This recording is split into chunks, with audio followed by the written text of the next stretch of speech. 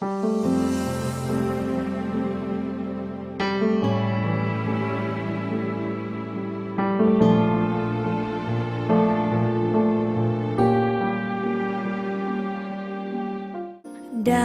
segala perkara Tuhan punya rencana yang lebih besar dari semua yang terpikirkan. Apapun yang kau berbuat, tak ada maksud jahat. Sebab itu ku lakukan semua denganmu Tuhan.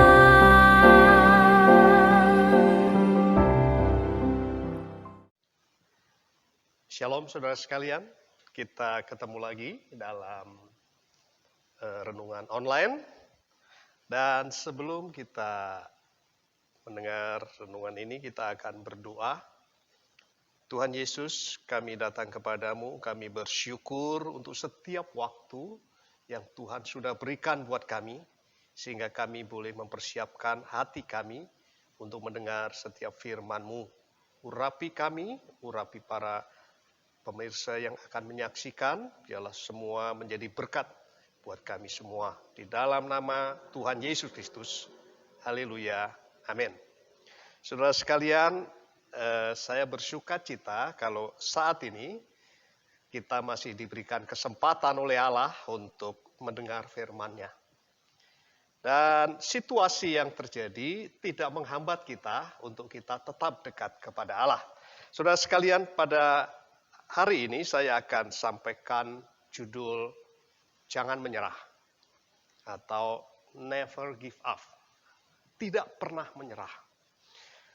Nah, sebagai ayat permulaan kita akan baca di dalam Yeremia pasal 29 ayat 11. Sebab aku mengetahui rancangan apa yang ada padaku mengenai kamu. Demikianlah firman Tuhan, yaitu rancangan damai sejahtera dan bukan rancangan kecelakaan untuk memberikan kepadamu hari depan yang penuh harapan. Saudara, demikianlah firman Tuhan bahwa Allah kita mengerti apa yang Dia rancangkan buat kita. Nah, rancangan ini akan kita genapi, akan kita lalui. Dan ini butuh waktu yang panjang. Mungkin sepanjang hidup kita harus memenuhi rancangan Allah. Nah, kalau kita melihat dengan adanya waktu yang terbentang di depan kita akan dibentuk. Pribadi kita akan dibentuk. Dengan situasi, dengan kondisi, dengan apapun yang membuat diri kita, yang akan memproses diri kita, yang akan menguji kita, apakah kita bisa bertahan atau tidak? Karena saudara, begitu kita menyerah, berarti selesai sudah rancangan itu. Ya. Yang menghentikan rancangan Allah adalah kita. Ketika kita sudah berkata, Tuhan, selesai. Padahal Allah punya rencana yang lebih bagus, yaitu masa depan yang penuh dengan harapan. Kenapa kita jangan menyerah? Saudara, Allah kita adalah Allah yang luar biasa. Dan Allah yang luar biasa melakukan hal-hal yang luar biasa buat kita. Kenapa? Kalau kita baca di dalam Mazmur 139 ayat 13 sampai 14, saya akan baca terutama ayat 14. Aku bersyukur kepadamu oleh karena kejadianku dahsyat dan ajaib. Ajaib yang kau buat dan jiwaku benar-benar menyadarinya. Saudara, kenapa kita jangan menyerah? Karena kita diciptakan oleh Allah yang luar biasa Dan kita adalah ciptaan yang luar biasa. Kita ciptaan yang dahsyat. Firman Tuhan katakan bahwa Engkau sendiri yang membentuk aku. Oleh sebab itu, dengan janji firman Tuhan, dengan apa yang Tuhan sampaikan melalui firman-Nya, harusnya kita menjadi orang-orang yang luar biasa, yang dahsyat, yang kita tidak pernah menyerah, meskipun situasi itu menghalangi kita. Saudara, kata menyerah itu setelah ada pertempuran. Kata menyerah itu setelah ada ujian. Kalau kita tidak bisa menyelesaikan pertempuran atau ujian, itu berarti kita sudah menyerah dan kita akan mengalami kekalahan. Oleh sebab itu, selama kondisi yang terjadi dan kita tetap bersandar kepada Allah, maka kita tidak akan pernah menyerah. Saudara, kalau kita melihat kehidupan Gideon, kehidupan Musa, ketika dia dipanggil di awalnya, dia katakan, Tuhan, aku nggak bisa apa-apa. Bahkan Gideon, aku ini siapa Tuhan? Tetapi yang aneh bahwa Tuhan mempercayai. Ketika mereka tidak percaya diri, Tuhan percaya kepada mereka. Tuhan percaya kepada mereka. Karena apa? Tuhan mengerti apa yang harus dia lakukan. Buat Gideon, buat Musa, ya, untuk membawa pembebasan. Saudara, kita adalah ciptaan Allah yang luar biasa. Ciptaan yang dahsyat. Oleh sebab itu, harusnya kita tidak menyerah. Ya, jangan gampang baperan. Jangan gampang mengeluh. Itu membuat diri kita ini menjadi lemah. Tetapi dengan firman Allah pada hari ini, karena kita ciptaan yang luar biasa, kita bukan orang yang gampang menyerah. Yang kedua, ya, kita jangan gampang menyerah. Karena janji Tuhan itu sangat banyak di dalam hidup kita. Kalau kita membaca dari Kejadian sampai Wahyu, kita akan melihat janji. Dan itu sangat banyak. Dan janji Tuhan digenapi.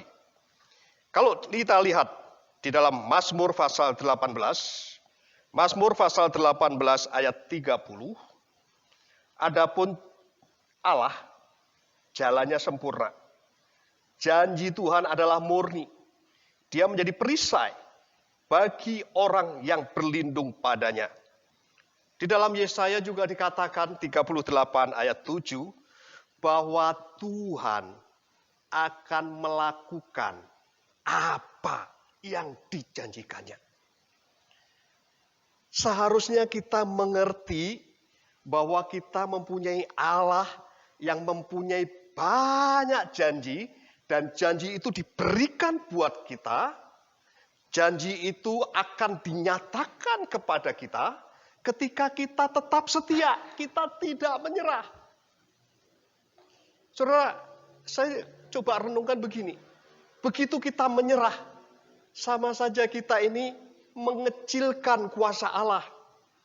Sama saja kita ini membatasi kuasa Allah. Kembali kepada Gideon dan Musa. Kalau Gideon katakan, Tuhan, aku nggak mau.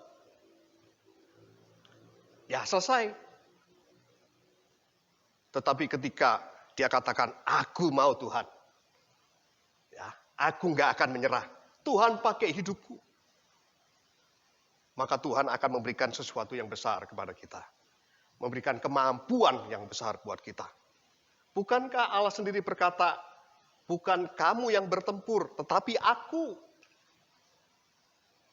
Bukankah Allah yang berjanji bahwa aku akan menolong engkau dalam segala perkara. Tetapi yang buat kita sebagai partner daripada Allah, harusnya kita melakukan, kita menantikan janji itu tergenapi buat kita. Kita menantikan janji itu menjadi satu pengalaman, satu kenyataan hidup di dalam hidup kita. Sehingga kita katakan, Allahku itu luar biasa. Allahku itu yang menjadi penolongku. Sehingga apa yang kita katakan, apa yang kita sampaikan kepada Allah, itu menjadi pengalaman hidup kita selama menjadi orang-orang yang diselamatkan oleh Tuhan. Yang terakhir, ya, jadi kenapa kita tidak gampang menyerah? Selain Tuhan berjanji, Tuhan itu yang menyertai kita. Tuhan menyertai kita. Di dalam Matius pasal 28 ayat 20 dikatakan bahwa aku akan menyertai engkau. Kalau kita lihat yang tadi, kita sebagai ciptaan yang dahsyat, kita mempunyai Allah yang berjanji, kita mempunyai Allah yang menyertai. Tujuannya adalah supaya kita tidak menyerah. Kita menyelesaikan pekerjaan Tuhan. Kita menyelesaikan rancangan Allah yang sudah diberikan kepada kita untuk kita lakukan. Tuhan menyertai. Sekarang tinggal kita. Apakah kita menyerah atau jalan terus? Kita harus tahu siapa diri kita. Kristus sudah mati, sudah bangkit, sudah hidup, sudah naik ke surga. Nah, kita sebagai anak-anaknya, kita juga harusnya seperti itu. Kita bisa mengalahkan segala sesuatu, apakah itu ujian atau itu pencobaan, atau apapun juga yang menghalangi kita, kita akan lalui itu semua. Karena apa? Kita percaya bahwa Tuhan akan menyertai kita. Kita harus punya pengertian tentang Tuhan kita. Kita harus mengetahui siapa Tuhan kita. Supaya kita tidak gampang nyerah. Supaya kita tetap berharap kepada Dia. Nah, saudara, jadi kita harus tahu persis. Kita bisa melihat, kita bisa belajar kok sejarah di dalam Alkitab. Bagaimana orang-orang yang awalnya bukan apa-apa, ketika dia mau Tuhan pakai dia menjadi pribadi yang luar biasa. Yang terakhir, apa yang harus kita lakukan? Di dalam Mazmur pasal 31 ayat 14, tetapi aku, kepadamu aku percaya ya Tuhan. Aku berkata, Engkaulah Allahku. Saudara, kita menjadi ciptaan yang luar biasa. Kita mempunyai Allah yang punya banyak janji yang harus digenapi dalam hidup kita. Dan kita mempunyai Allah yang akan menyertai kita. Oleh sebab itu, kita tinggal melakukan apa yang Tuhan mau. Seperti dikatakan dalam Mazmur, tetapi aku, kepadamu, aku percaya. Saudara, biarlah renungan pada saat hari ini boleh memberkati kita semua. Dan kita akan melalui situasi yang masih belum menguntungkan ini. Dan kita bukan menjadi orang-orang Kristen yang menyerah. Tapi orang-orang Kristen yang bisa menyelesaikan setiap rencana Tuhan. Amin. Kita akan berdoa. Kami bersyukur kepada Tuhan untuk setiap firman-Mu, dan biarlah apa yang sudah ditabur itu tertanam di dalam setiap hati kami, bertumbuh, berbuah, dan semua boleh mendatangkan kemuliaan buat Tuhan. Terima kasih Bapa dalam surga, di dalam nama Tuhan Yesus Kristus, haleluya, amin. Tuhan memberkati. Puji Tuhan, kita sudah menerima berkat firman Tuhan, di mana dikatakan kita jangan menyerah, tapi kita berserah pada Tuhan, dan kita percaya bahwa Tuhan turut campur tangan, turut bekerja untuk mendatangkan kebaikan bagi kita semua. Dan setelah kita mendengar firman Tuhan ini, kita percaya Tuhan menyertai kita. Ya, mari kita tunduk kepala dan kita berdoa, dan kita menerima berkat yang daripada Tuhan. Kita mau angkat tangan kita. Bapa, kami bersyukur pada saat ini kami boleh menerima firman-Mu.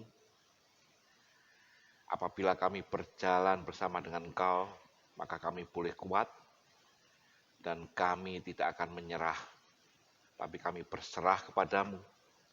Pada saat ini juga Tuhan, kami mengangkat tangan kami. Tanda kami berserah kepada Engkau, dan Engkau akan turun tangan memberkati setiap kami. Terima kasih Bapa. Dan sekarang, biarlah kita menerima berkat yang daripada Tuhan. Kita mengangkat tangan kita, dan Tuhan memberkati kita. Maka sekarang terimalah berkat, terimalah kasih, sukacita, damai sejahtera yang daripada Allah Bapa di dalam cinta kasihnya Tuhan Yesus Kristus, serta persekutuan Roh-Nya yang kudus, yang akan menyertai kita semua, menjaga, melindungi, bahkan memberkati kita, mulai saat ini sampai Tuhan Yesus datang kedua kalinya. Biarlah kita menerima semua berkat ini, hanya di dalam nama Tuhan Yesus Kristus. Dan biarlah kita semua yang percaya, bisa mengatakan amin. Tuhan memberkati, Tuhan menyertai kita semua.